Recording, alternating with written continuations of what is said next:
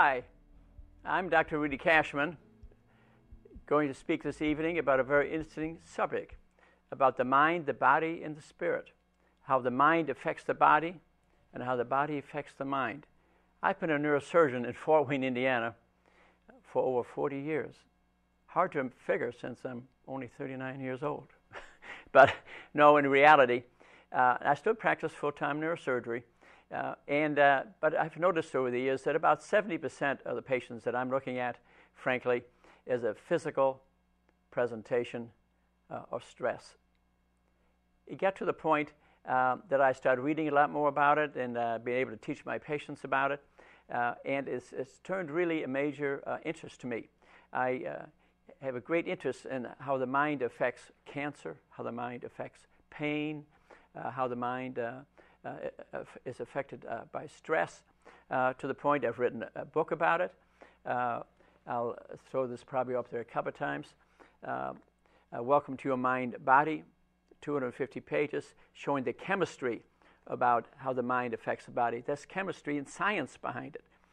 And I think because of this great interest, I formed the Mind-Body Index. You see this graph behind me that lists the diseases and illnesses that are caused by the mind through neuropeptides, through hormones, and I'm going to explain the science of that.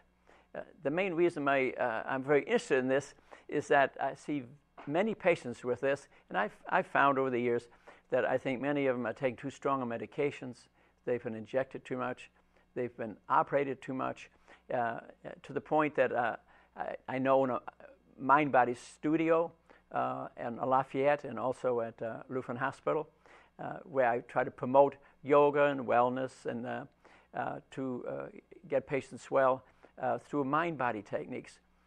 And I'm going to review the history of this so you understand exactly where I'm coming from. I think this will save you money, this will make you healthier, you'll avoid excessive procedures. And I know my patients respond to this very positively. And with that, let's go through this little adventure. Take about an hour. Let's have a little fun. And I think it'll be of great benefit to you. And you'll see from my enthusiasm that I really enjoy doing this. So tonight, we're going to reattach the brain to the human body, the mind-body-spirit connection. What is holistic medicine? What is holistic medicine? This is looking at the patient not just through an x-ray, here get a test, here get a prescription.